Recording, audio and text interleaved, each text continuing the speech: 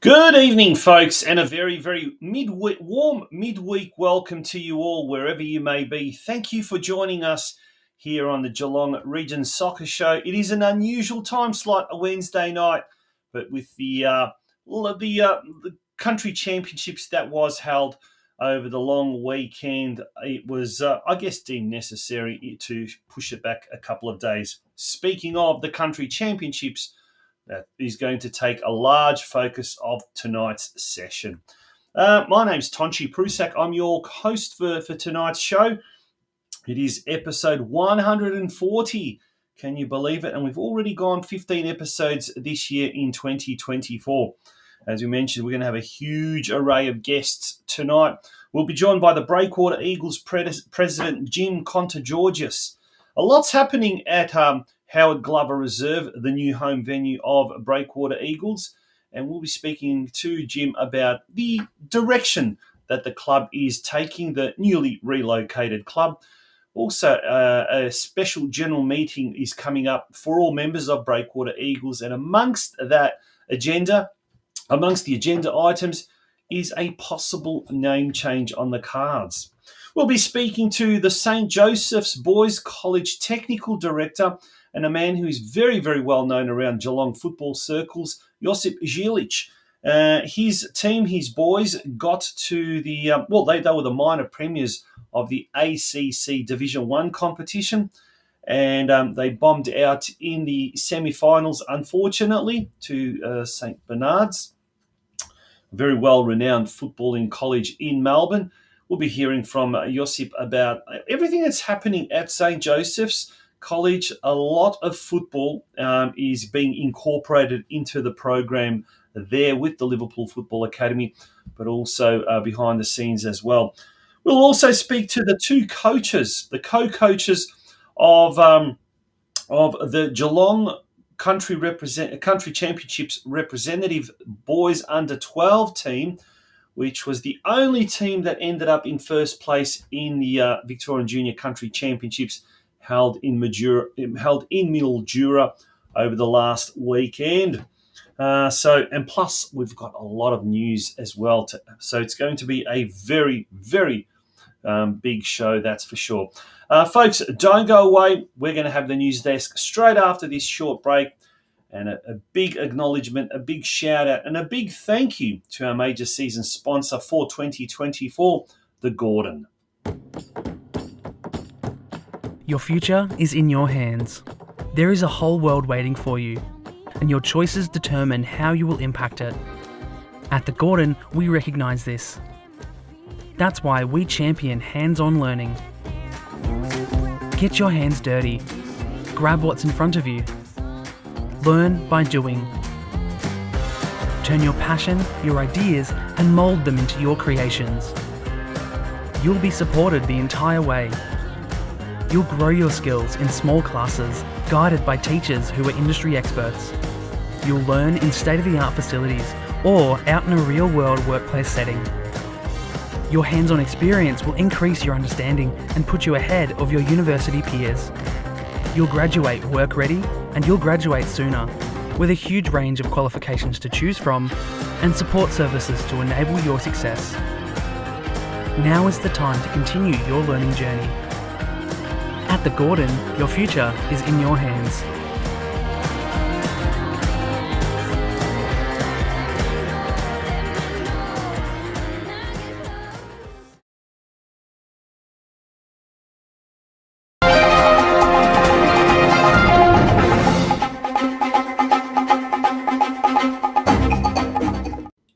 Welcome back to the Geelong Region Soccer Show.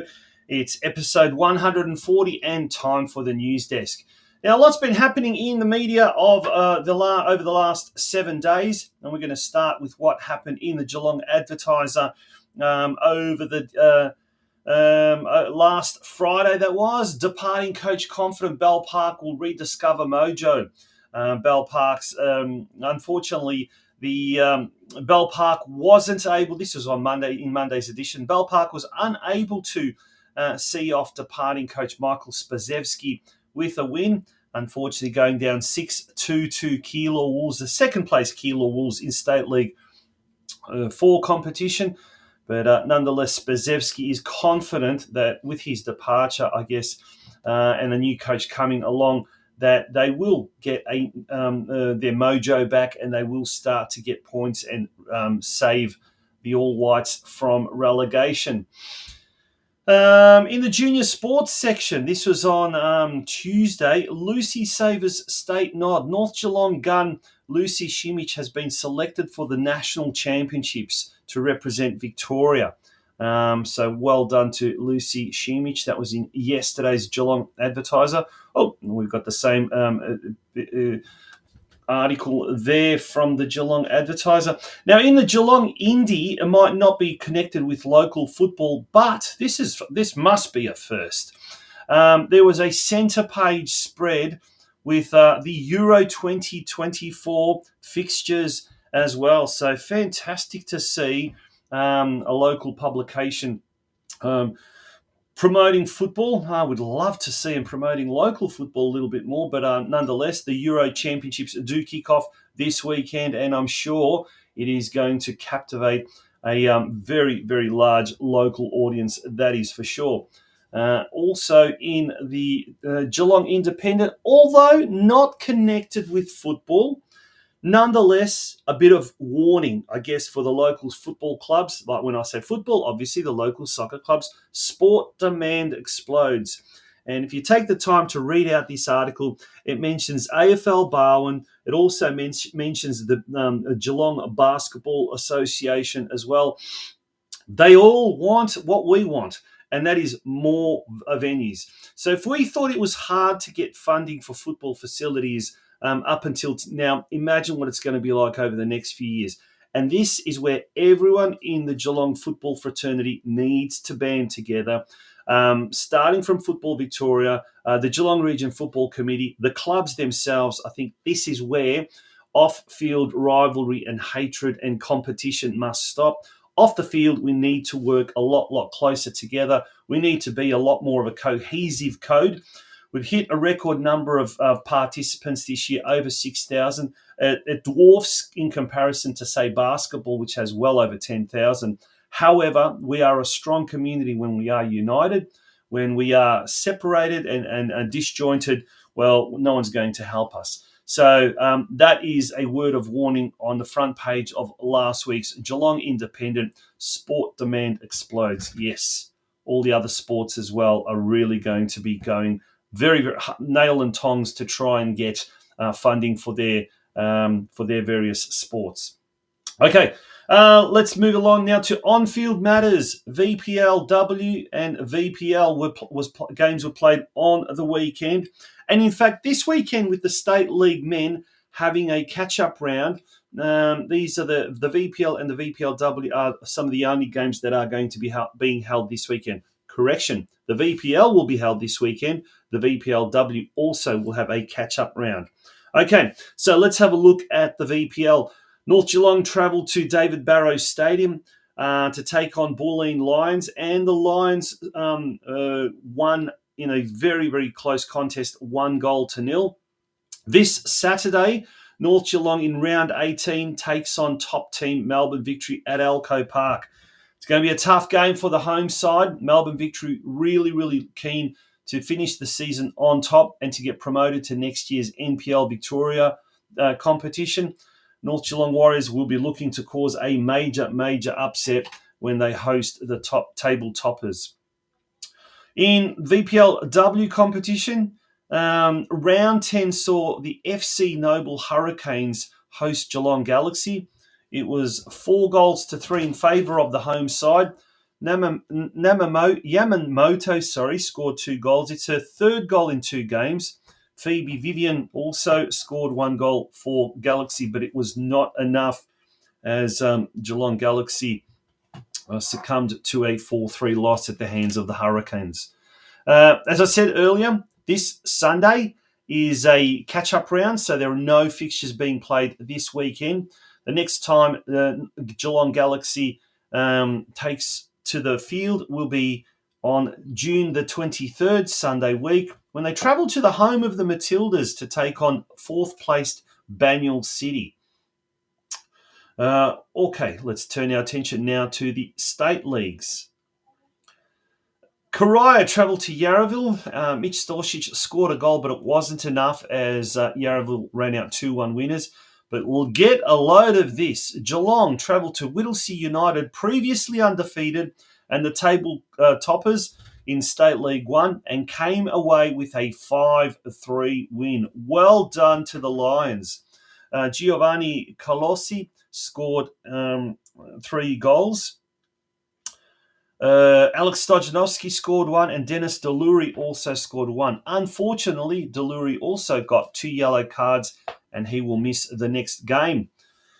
In State League 2, a much-needed win for the Geelong Rangers. 4-0 over the bottom side Hoppers Crossing. Knowles, Savinsky, Phillips, and an own goal. It's the first win for the Rangers since round 1 when they beat Unihill Eagles 2-0. And interestingly enough, Unihill Eagles will be the Rangers' next opponents in 2 weeks' time. Keilor Wolves, they hosted Bell Park, and as we mentioned earlier, it was a 6-2 win to the Wolves. They maintain their second spot on the competition standings, 5 points behind our very own Surf Coast. Conti and Nugent scored for Bell Park. It was Mike Spazewski's last game at the helm of Bell Park, and we wish him all the very best. Michael has been a welcome guest on this show in the past, and we certainly hope his involvement with local football will continue. Barwon, yes, after many, I think it's 5 weeks of consecutive losses, Barwon defeated Westside Strikers at Grovedale Reserve 3-2. Banks, Murphy, and Krasic scoring the goals for the home side. Surf Coast came out on top against a very, very tough Melton Phoenix, thanks to an Alex Kaynor goal. 1-0 was the result there, and that maintains Surf Coast's 5-point lead at the top of the State League 4 standings. In State League 5, Deakin Ducks travelled to Wyndham and came away with a very important 4-0 win. Harrison, Jacoby, Sam Wyeth, once again amongst the goals. He's really been scoring a lot of goals this year, and an own goal. Ocean Grove came away from Tarnee with a 2-1 win. Benson and Ryan scoring for the Ocean Grove outfit, and Lara United had a bye. If we move along to the fixtures for the State League, but this is going to be in 2 weeks' time. So on Saturday, June the 22nd, as you can see, Karaya travel to 11th placed Uphill, a must-win game for the Eagles. Geelong are away to Westgate in second position. They're 2 points behind Westgate. A win here will get them very, very close to the promotion spot. So Geelong are starting to hit their straps at the right time of year. Unihill Eagles, who are in 8th, as we said earlier, they take on Geelong Rangers, and when these two sides met in the season opener at Myers Reserve, Geelong Rangers prevailed with a 2-0 win. Let's hope the Rangers can do the same. Bell Park are at home to Moonee Ponds United in State 4. Barwon travel to 9th placed West Point. Balmoral, who are in 5th position, they host Surf Coast in what will be a very tough game for our coasters at Balmoral Park at the later kickoff time of 5:30 p.m. And then in State League 5, Tarnee United at home to Ocean Grove, Wyndham at home to Deakin Ducks, and Lara don't have the bye. I think they should be in action. That may well be an incorrect, hasn't been updated, that graphic. And then last but not least, we're looking at the State League Women. Last Sunday, North Geelong Warriors travelled to Craigieburn City and came away with a 5-2 loss. Fierro scoring a goal, and there was an own goal. This weekend, North Geelong hosting Mill Park, second place Mill Park, tough game at Alco Park. That game's at 3 p.m. The Maribyrnong Swifts defeated our Geelong Rangers 6-0 in State 2. And the Rangers will have an opportunity to lick their wounds this week. They've got the week off courtesy of a bye in round 9 action. Let's quickly have a look at the local league, the men's Division 1 competition. There was a bye over the weekend just gone by due to the catch-up round and due to the King's birthday long weekend. Surf Coast on top, along with Bell Park, Armstrong United, Geelong and Lara United in second spot. Women's Division 1 competition sees Bell Park on top, 3 wins from 3 games, as is the case with Deakin University, 3 wins from 3 games, and then they are followed by Barwon, who have got 2 wins and 1 loss. All right, folks, we're almost there. But during the week or over the past week, some local youngsters, current local youngsters and former local youngsters have achieved some great things. Starting off with the Geelong players Shining Moon and Benson Chinko. They've been selected by Football Victoria's Talent Identification and Development Centre, i.e. the TIDC program, to represent Victoria at the FA National Youth Championships to be held in Wollongong from the 15th to 21st of July. Also selected from Geelong as emergencies were Charlie Harper and Cody Hodge.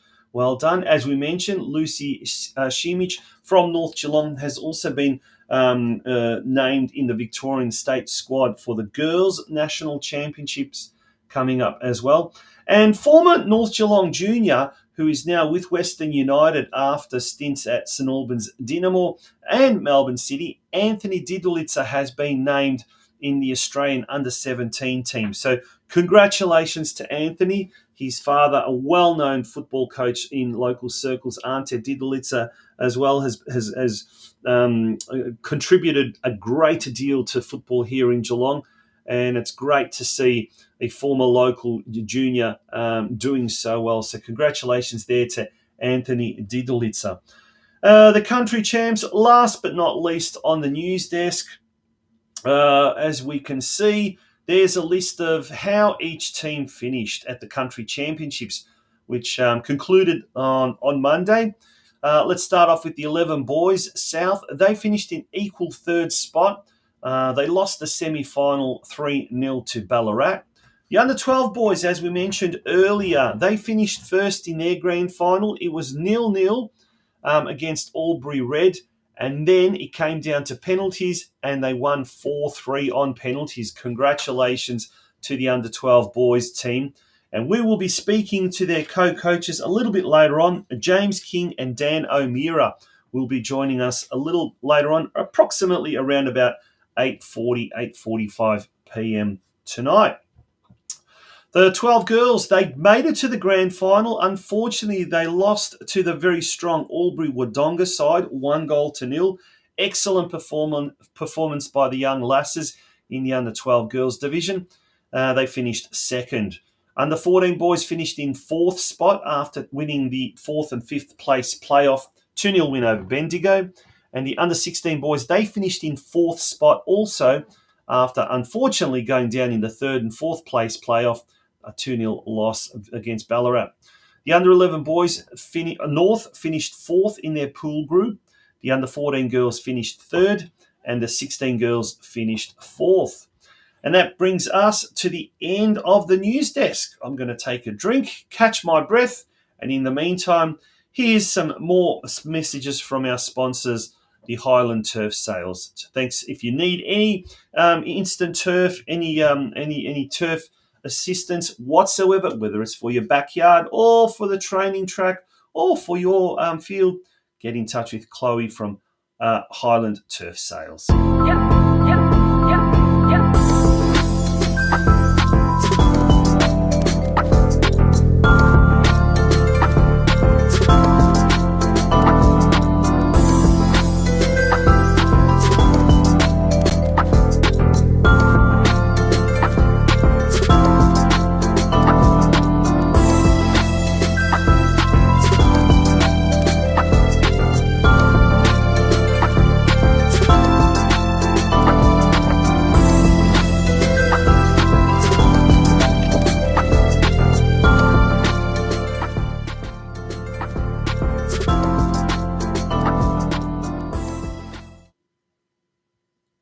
Welcome back to the Geelong Region Soccer Show, and I think it's time for our first guest. He is the president of the Breakwater Eagles, and his club has this year moved to Howard Glover Reserve, And it has been certainly a massive, massive achievement for the club. That's known as Breakwater Eagles. And will they be known as Breakwater Eagles in the short-term future? Let's find out. It's a pleasure to bring Jim KONTOGEORGIS, the president of Breakwater Eagles, on to the Geelong Region Soccer Show. How are you, Jim? Good, thanks, Tonchi. Thanks for having me on the show tonight. Absolute pleasure, and I hear we're going to have a very strong Breakwater Eagles flavour tonight, because later on we'll be joined by James King, who was one of the co-coaches of the Geelong Under-12 boys rep team, and he's also a coach at Breakwater Eagles. So great things happening at the Eagles, Jim, and it's all sort of, I guess, culminated with the move from the White Eagle Club in Breakwater to Howard Glover Reserve there in East Geelong. Tell us all, the reasons for the move for those that aren't familiar with the move, and what it's done for the club in the short term. Basically, what happened, Tonchi, was that we had found out that the White Eagle House was going to go and sell some of their property, and you can probably, if you've been past there recently, there's an actual for sale sign or expressions of interest out the front. So about 27,000 square metres of the land is going to be basically sold. So we were told that back in late 22. And so what we basically did, when we found that out, we went to Football Victoria and spoke to Foddy, and basically the Howard Glover was available. That because it was basically being used as just an overfill ground. So so we spoke to them, spoke to council, and then eventually last year we were given the green light, and had about 2 weeks to move our club to the new venue. So it was a very hectic year last year, but obviously a very positive moving forward. Now, what's it done for the I guess the club spirit? I guess the atmosphere around the club, to have your own, I guess, your own club rooms, your own identity almost, but also somewhere to call home, somewhere where you can keep your equipment, and just you have social functions and things like that. What has it done exactly for the club's atmosphere, I guess? Oh, it's done a great deal. I mean, our participation this year's grown by our mini roos by about 45%. Oh my gosh, yeah, that's huge.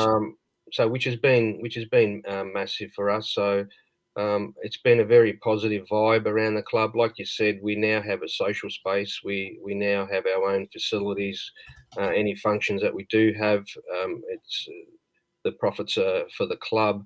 So yeah, it's been very positive moving forward down there. So it's been great.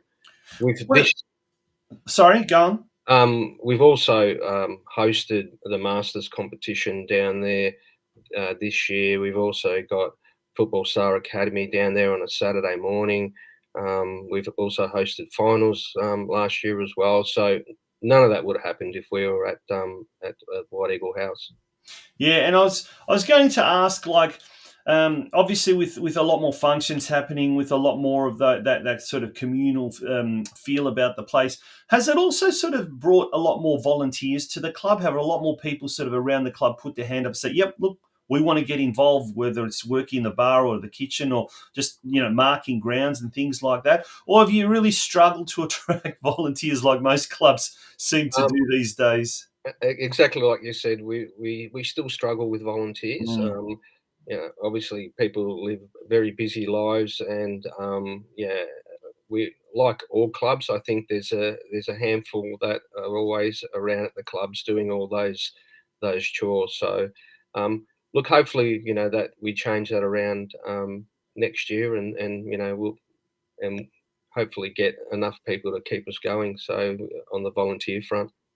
Yeah. Now, recently a letter was sent out to members about a special general meeting coming up very, very shortly, in line with your strategic, I guess, the strategic direction of the club. One of the things that has been mooted has been the idea of possibly, and that's up to the members, I guess, to decide, changing the name.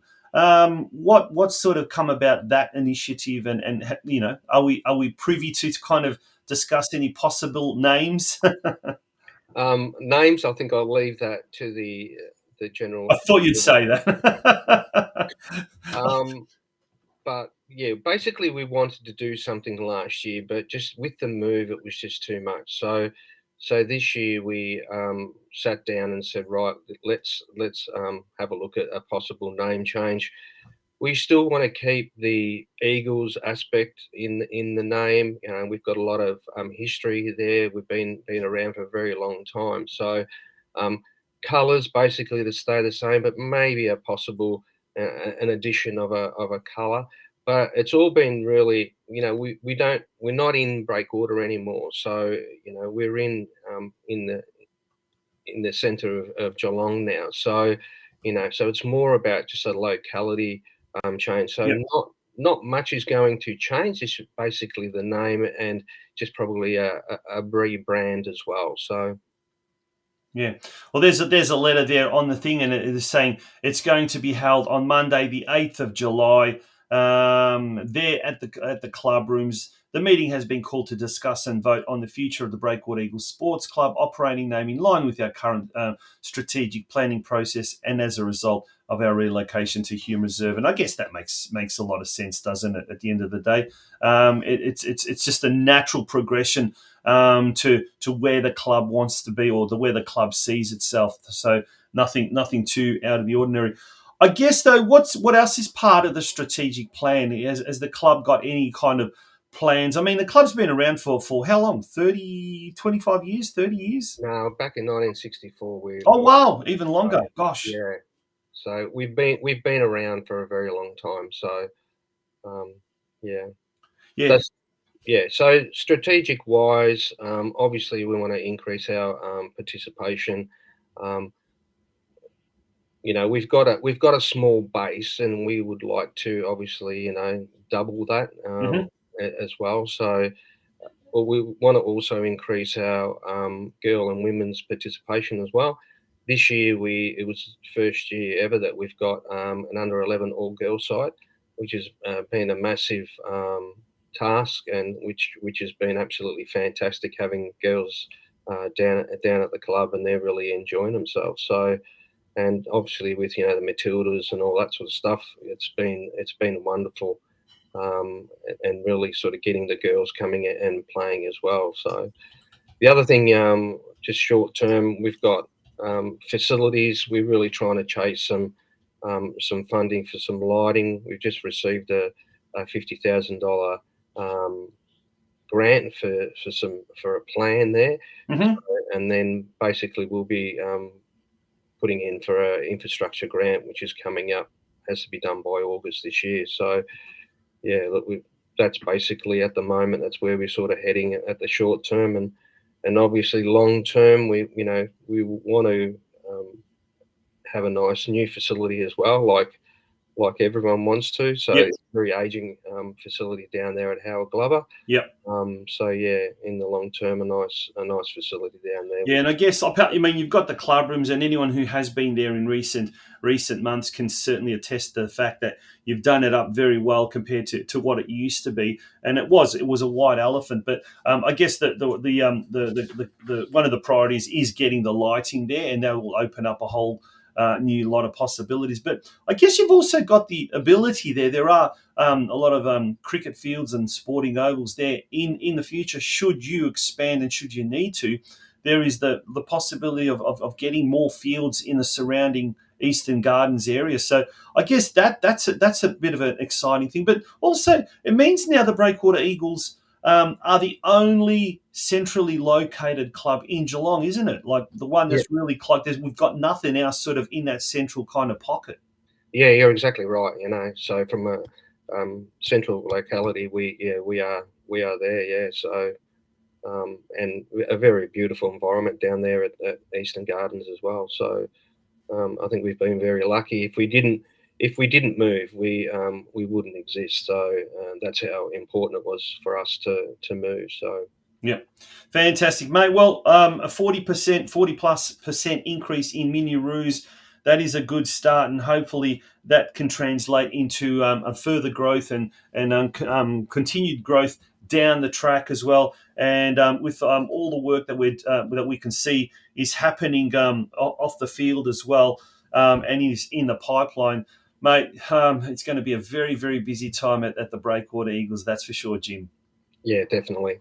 Absolutely. Yeah, mate, thank you so much for coming on the show. Really, really appreciate it. And yeah, we look forward to maybe catching up with you later in the year and seeing how the progress goes with all those grant applications and further up. The next time we talk to you, we might be talking to the president of another club, not a Breakwater Eagles. No worries, don't you? Thanks for having me. Yeah, thanks very much, Jim KONTOGEORGIS, president of the Breakwater Eagles Soccer Club. And one thing I really, really enjoy is talking to people about some of the clubs we don't really get to have a chance to hear about. And it's so good to hear so much is happening at a club like Breakwater Eagles. That's fantastic. We're going to take a very short break. When we return, we're going to be speaking to someone who's very, very well known in Geelong football circles. He wears many, many caps, and I'm sure many of you have come across him in some way, shape or form.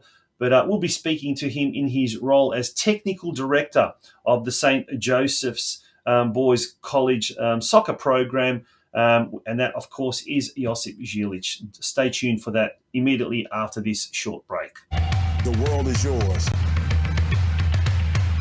So work hard, and you can have whatever it is you want.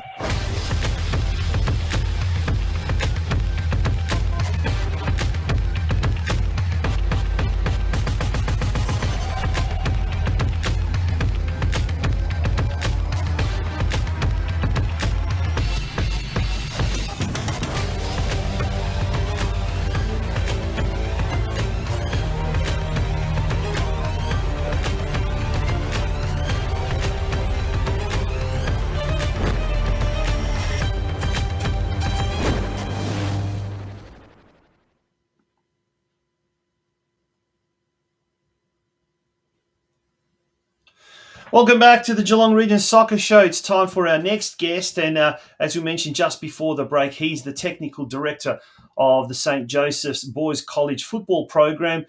Very new and expanding program, I must say. And to find out all about it, let's talk to tonight's guest, JOSIP ZILIC. JOSIP, good evening. How are you? Good evening, Tonchi, and good evening to the football family in the wide region of Geelong. Yeah, now it's a pleasure to have you on the show, mate. Let's talk about the St. Joseph's program. You've been appointed technical director there.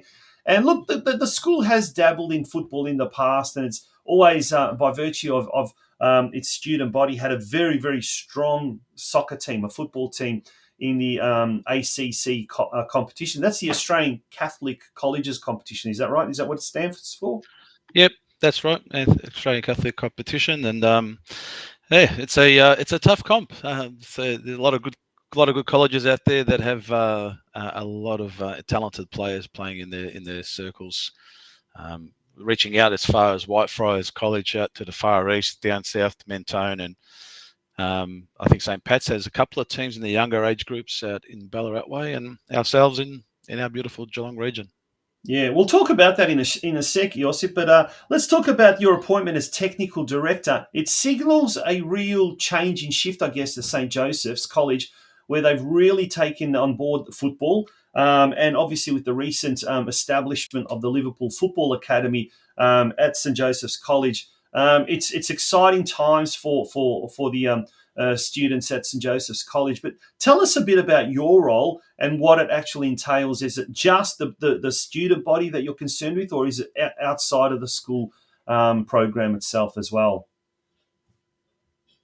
Essentially this year, 1 second, mate, I need a bit of the tea. Anyone see my cup there?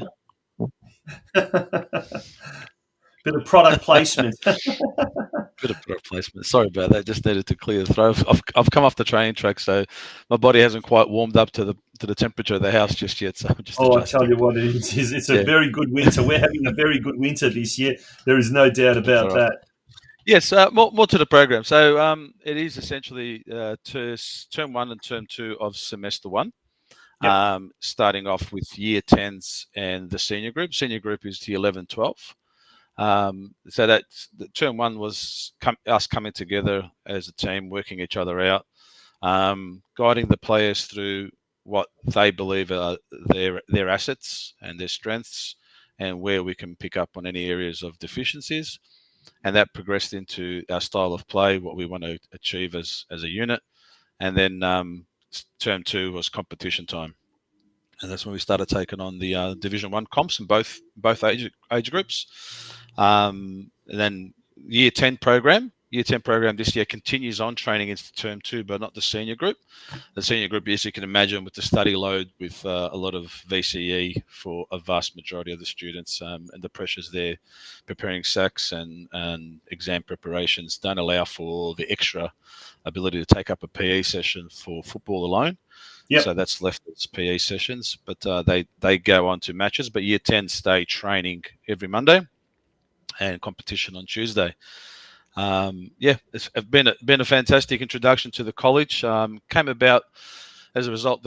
The college wanted to focus a little differently on the sport this time around. I think before it was considered just almost like an elective. And that's not being rude.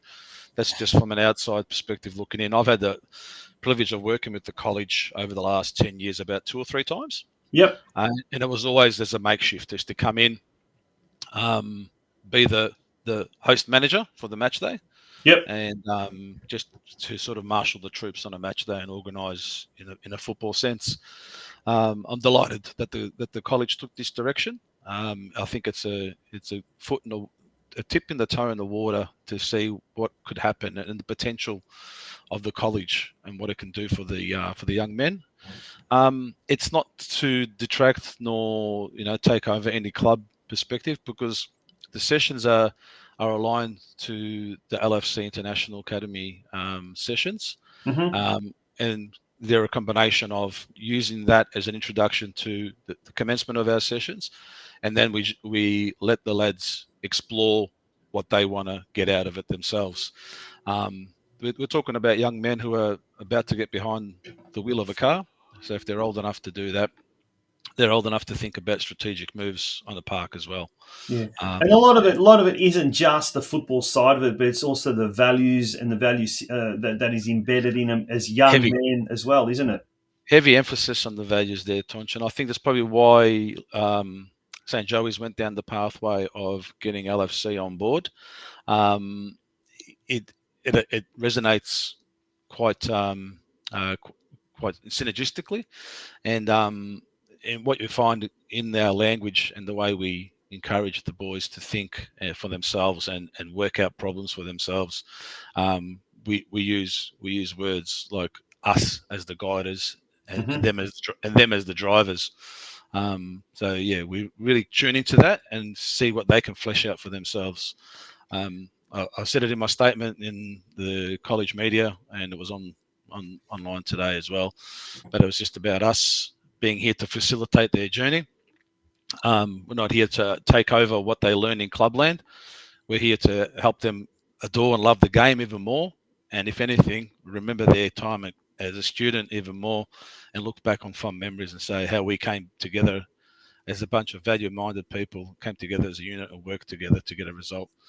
I could safely say, hand on heart, it's probably been, aside from having children, the most rewarding experience of my life. I'm just going to bring up that post, Josip, there. Yeah. And it says there, we believe in you and the decision you make. We're here to support you and help guide you through the journey. Yeah, that's very, very powerful, isn't it? I mean, powerful words, very powerful message that I guess it sends to people. But look, with the Liverpool Football Academy coming to St. Joseph's, from what I gather, there are opportunities for clinics that are going to be held for players outside, well, basically anyone outside the St. Joseph's community. So if you're a boy, if you're a girl, and you don't go to St. Joseph's, you'll still be able to have the benefits of this program. Isn't that right? Yes, absolutely. Every Monday there's a skill development centre after school, 4 o'clock to 5 o'clock. We have 30 students, primary age students. I think a couple of high school age students, but not that many. Predominantly between the ages of 9 and 12. And we take them every Monday for an hour. and we undertake a new lesson each Monday. And again, it's a Liverpool values and St. Joey's values behind all that as the fundamental building blocks of that program.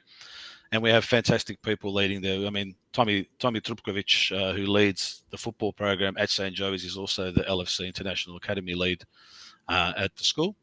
I'm delighted that I get to work with Liam McCloskey again. Liam and I used to host the Geelong SAP regional program and take the SAP boys around the region and interact with other clubs all around. And I get to experience life with Bobby Evans again from the old Ballerine Sharks. So it's like the bands are back together. We're on the rooftop, got the guitars out. We just need a drummer. You just need a Beatles. Yeah, Ringo Starr. I mean, isn't that the... let's talk about the boys themselves and the achievement they...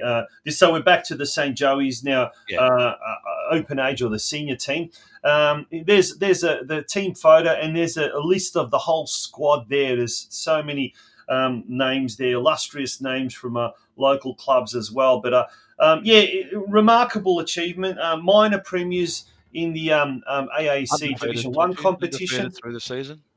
Sorry, undefeated, was it? Undefeated through the season, yeah. Fantastic. And came up against an old friend of yours from the North Geelong days, Igor Srbanovsky, I believe, who was coach of the St. Bernard's team in the semi-finals. Yeah, we unfortunately went down 2-2 in a fantastic contest, and tipped my lid to St. Bernard's and Igor and his team.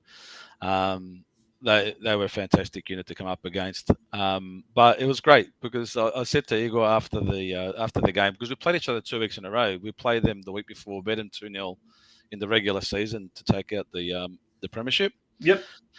And then after the game, we went down twice. Our lads showed true grit and true character and came back twice to a 2-2 score. Unfortunately, we peppered the goals for the last 10 minutes, but we just couldn't find the way through. Aidan Vuletic, who's a familiar surname to you and I, Tonch. Yep.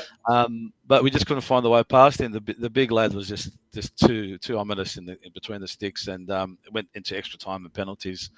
And luck of the draw, as it happens, sometimes it comes your way, other times it doesn't, and that's penalties for you. Anyone who loves England will know that. So there's a bit of a punch in the ribs before the Euros. Yeah. But, look, at the end of it all, I went up to Igor and I said, despite the result, I'm delighted because it gives me a chance to catch up with you again. And my mind set back 9 years ago when I employed him at North Geelong as the TD to take my shoes and fill them up and take his own direction and set up the junior program there. And a lot of Eagles still left at North Geelong, and all those thoughts and those meetings that we used to have. My mind flashed back to that period. It was fantastic to catch up with the young man, and he's off teaching all sorts of things at St. Bernard. So good luck to them against Parade next week. Fantastic. We wish them all the best. Wish Igor all the best. And mate, thank you for joining us on the Geelong Region Soccer Show. Wishing you all the best. And it's great to see yourself, Liam, Bobby, some of those guys still involved after all these years, Igor as well, because we've got as we mentioned earlier in the program, and there's more announcements to come, I do believe, but the amount of young talent that's coming through this region, both with the men and both with the boys and the girls, is quite astounding and quite exciting, isn't it, Josip? Yeah, there's wherever you look at the moment. I'm privileged also to work at Barwon Soccer Club and helping out their coaches there as well. And I looked at all the kids that went to Mildura for the Geelong for the country championships and represented Geelong, and seeing them compete. And then got to training tonight, and I understood there was a whole bunch of under-13s girls who went Friday, Saturday, Sunday in Mildura, Monday as well, because some of them played finals under 12s.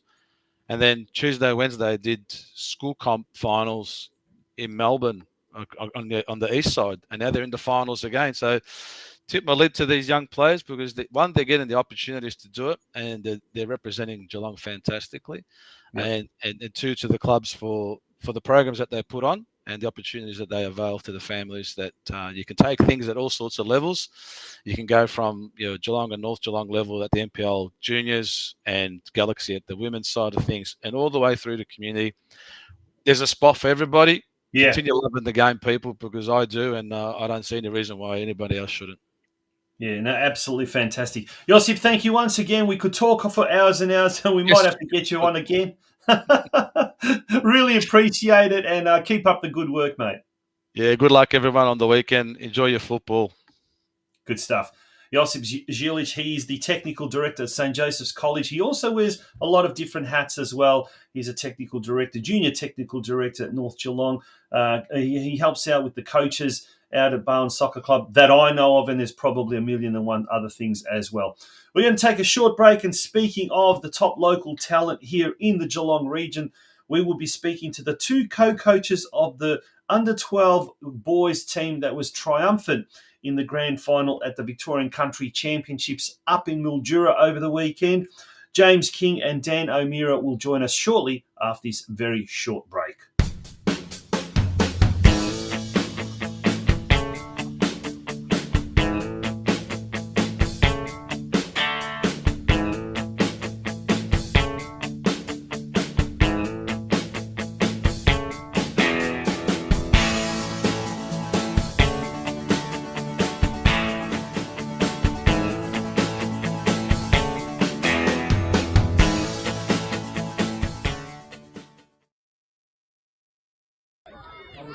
Dan, tell him to hold the line.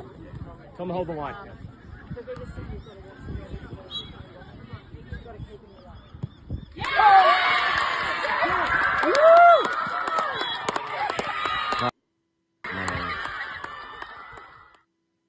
And that was the match-winning penalty. What a way to decide a game. If you win, it's the best way. There is nothing better. If you lose, there is nothing worse. And that was the penalty decider for the under-12 boys grand final at the Victorian Junior Country Championships in Mildura.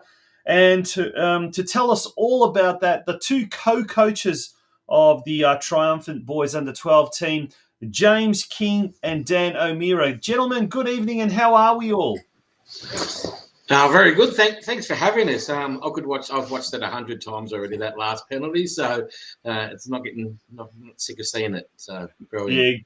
Yeah. Good evening, James. Good evening, Dan. James, I believe you were the person doing the videotaping there, and we had to actually beep something. Now we had to silence something because you couldn't believe you'd won you'd won it. Because tell us a little bit about the back story to this. It was against Albury Wodonga, a team that had been our nemesis for the past couple of years, maybe 3 years. Yeah, well, definitely last year I coached the under-11 team, and we faced them in the grand final, similar to this year. And I got a horrible call on the morning of the finals. My keeper Rory went down with gastro, so that's not really the call you want to get the morning of your finals. So we actually played the North Geelong side. There was two Geelong sides in 11, and we got through to play the powerhouse, which is Albury Wodonga, and we actually took them to extra time. And with 30 seconds to go before penalties, I was actually looking down to work out my penalty list, and they scored. And it was pretty heartbreaking last year. So again, I had a touch of deja vu. I was going through my penalty list of who I'm going to pick, and I had that dreaded feeling that someone might score, but it didn't. So we ended up going to penalties, and the boys were great. We only had the one miss, and Rory made two saves, and it's a lot better feeling when you're on the end of a win like that, and made the 7 hour drive home a lot better. Yeah, that's for sure. Dan, tell us, in your eyes, how did you experience the highs and lows of the penalty shootout and ultimately the triumph? Yeah, as James said, it was Albury are a very strong team. They beat us in the group stages. Yep. My son's been involved the last couple of years, and I don't think Albury lost a game in that time. They certainly a good team, a lot of talented players, but once it gets to penalties, it can go either way. And I was standing behind the boys, and I was just like, penalties are easy. Just take a shot, take it calmly, put it to the side, and hope for the best. And it worked. It worked. It absolutely did. That's for sure. Boys, let's go through the team lineups there. First of all, James, over to you. There was a lot of Breakwater Eagles boys, so you know these boys, and they've been together for a long, long time. Let's go through that list. You can read them out if you like. Yeah, look, I've got a really strong group of kids coming through. We went through the under-12s top division last year, undefeated, and we beat Surf Coast 1-0 in the grand final. So, and look, even though one of the coaches, it is a selection trial, we have 4 or 5 people ranking these kids. So I might be a little bit biased, but they also agree that these boys should be strong enough to play. So we had Walt, Rory, the keeper, Jamie, John Cargilly, Zach Winterton, my boy Will, and his good mate Philly. They were captain and vice captain. They've been together since under 7s, and they did a great job leading these boys. And then from Surf Coast, we had the 3 boys, Cohen, Romeo, and Albi. And Lior from Dan's team. Dan's coaching Barwon Heads, and they're doing amazing stuff this year. We have Cruz from the Rangers team, and Brody from Strong Creek. And the good thing about this, 8 of the boys played in that losing final to Aubrey last year. Yep. So to come back and have the courage to front up again and face that challenge was brilliant. So it was. It was a great little celebration dinner we had. Yeah, that's a fantastic sort of a good news feel to the whole story, and that makes it so good. Dan, back to you. You come from Barwon Heads, so sort of seen as one of those little minnow clubs in the local community, but you still managed to contribute a lot, in fact, to things like these country championships. And we had an Armstrong United boy as well, so we talk about smaller clubs, and this is the story throughout. There were similar stories like this as well. The boys from Colac, girls from FC Leopold, Armstrong United as well, mate. This must be such a thrill for these kids to be able to represent Geelong, to represent their city. At the country championships, and for you guys as coaches as well, it must be such a thrill that you're playing representative football, and it's to me personally, I think it's such a brilliant concept. But how does it feel to you guys when you see these kids, their families, really just enjoying being a part of like the next level, the next stage, I suppose, in their development? Yeah, it's great, as you say. Barwon Heads isn't a big club, but we had kids in. Well, quite a few age groups, a couple of captains from different age groups, girls and boys across up to, under 11s up to under 16s. And as you say, the chance to play with and against quality players is great for the kids. And they play against kids they're playing against a lot of kids they played against last year and in some cases the year before. And also playing with guys that they play against regularly, like my son Leor's played against Will and some of those Breakwater kids, I think, since under 7s going up through the ranks. And so then to get the chance to play together is a great thing. And then, back in the Geelong competition, when they front up against each other on the weekend, it's nice. It's nice to know guys you're playing against as well. And for your boy, when he comes back to Barwon Heads, have the other kids now sort of stepped up a little bit, and they're kind of like inspired by his, ascension to a higher kind of a squad and that sort of stuff, and they kind of say to themselves, "Oh, that'd be great," hear the stories and all this. They say, "We want to do that next year," and are they kind of? I know it's just new, I suppose, but when he comes back from the training camps and things like that, does it kind of give them a little bit of a wind in beneath their wings, so to speak? I think so. Again, so my son's played in it for 3 years, so he's been aware. But the boys who make the under 11s for the first time, or those who made this team for the first time, it shows them what else is out there. And as you say, I think it can inspire them that sometimes they can be big fish in a small pond, and then they go to tournaments like this and. Like all the boys in our team were really strong, but for a few of them, they're probably used to being the best kid on the team. Here they were one of 13 who, we had a very even squad, which was good. There was no one we were worried about putting on, or no one we were worried about taking off. Yeah. we moved guys around. We ended up with guys playing midfield for the first time in the final because we knew they could do it, but it just hadn't fallen that they'd played there before in the comp. That's awesome.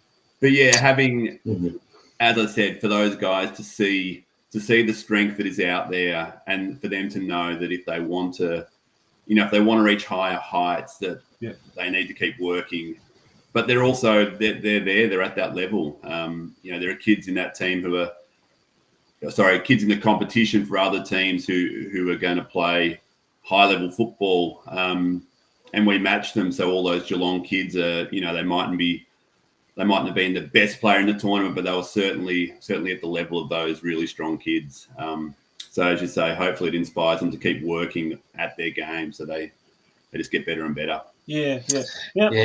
And just one of the things I really enjoy being part of all this is this started back in late Feb where we had 60 kids front up to the trials. Yep. And it was broken down to we had 3 trial sessions, broken down to 20, another 3 sessions, then we get our final squad, and then there's 7 weeks of training. And by the end of it, like today, I went up and watched some of the school soccer with my son, and some of the boys from the country champs were there, and they just come straight over to each other after games. They always catch up and say hello. So they make friends for life, Yes. And it's a really good bonding experience to get away, and they face some adversities. And we had 3 knockout games on the Monday, and in our first game, twice we were goal down. We came back and won, and then in the next final, that went to extra time, and we got up, and then we faced our nemesis and knocked them off, and they hadn't lost a game all tournament. So it's really, really brilliant. Yeah. Now, James, I guess this is a question for you, and Dan, you can answer this as well later. But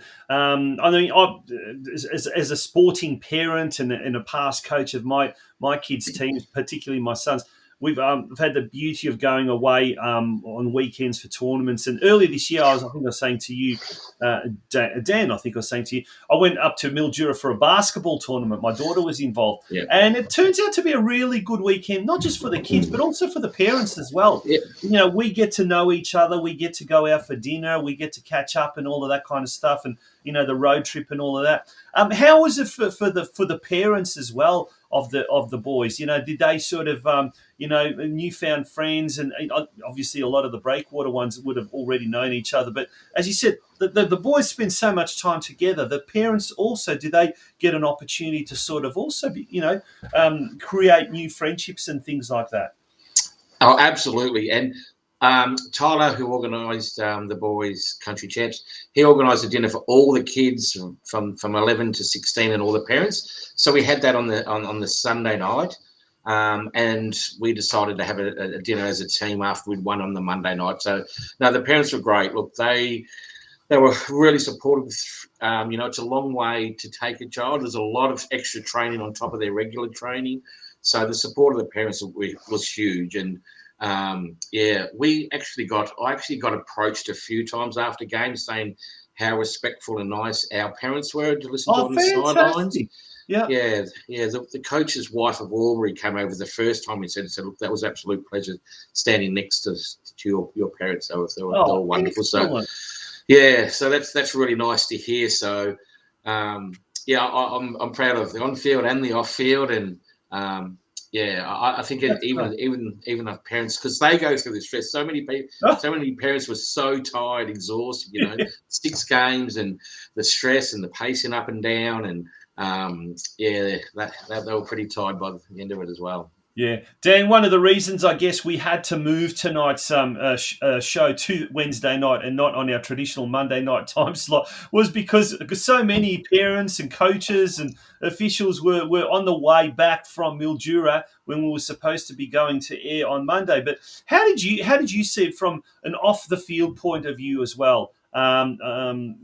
James told us his version. How did you see it from your point of view? Yeah, it's great. So, again, I've been involved the last couple of years. The first year, the competition was in Geelong, which was nice. Not to have to go too far. Last year was in Ballarat, and my son and I actually drove up and back each day. We're a bit late looking at accommodation. It was all booked out. And, again, Ballarat's not that far. So, it's nice to come home to your own bed at the end of the day and have a good night's sleep. But there's certainly advantages or good points, benefits of heading away. As James said, we had dinner. There were 400 or something people having dinner together on Sunday night. The chance to catch up with some other Bowen Heads people, but also spend time with. Gosh, where'd they find a venue big enough for that? There was a big, one big enough place. They made sure there's plenty of room. Oh, wow. Had the chance to catch up with some other Bowen Heads people as well. But then on the Monday night, initially I was coming home on the Monday, being pretty tired after the first couple of days. I thought it's probably best not to drive home. Yeah. Hopefully, as James said, we had a knockout game in the morning. We could have been heading home at 11 o'clock. But yeah, we stayed, and it was really nice again to have that dinner afterwards. The boys all had their medals on, all very happy. So it's great. And as James said, all the parents. I haven't taken mine off. Why does it come off? The parents, as far as I could see across the board, most parents for all teams were there supporting their kids, not yelling at the refs, not yelling at their kids or giving opposition a hard time. So it was, it's great. Awesome. Gents, we're going to have meeting parents from other places too, who, over the training sessions have sort of got to know a little bit, but spending more time with them in Mildura was nice. No, that's awesome. Gents, we're going to have to leave it there. Unfortunately, we've gone over time. Thank you so much to both of you for coming on and sharing us your experiences of a triumphant trip to Mildura over the weekend. Thank you so much for having us. Good on you. James King and Dan O'Meara from the grand final winning Under-12 Boys Country Championships rep team. That brings us to the very end of our program tonight. It has been a huge show, and we will be back next week at our regular time slot of a Monday, 8 p.m. Just a reminder about Lara United's 25th anniversary, which is coming up on the 22nd of June.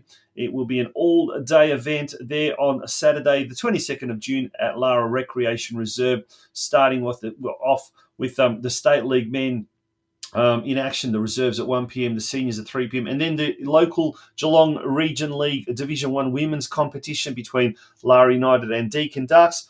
All day there'll be something on the supporting grounds for activities for kids. There will also be an opportunity for past players, past coaches, past officials to mingle. And if you've ever played against Lara United, feel free to come down there as well. It'll be a fantastic game. Thank you very much, folks, for joining me on the Geelong Region Soccer Show, a very, very special midweek edition. We'll see you next Monday night at 8 p.m. Good night.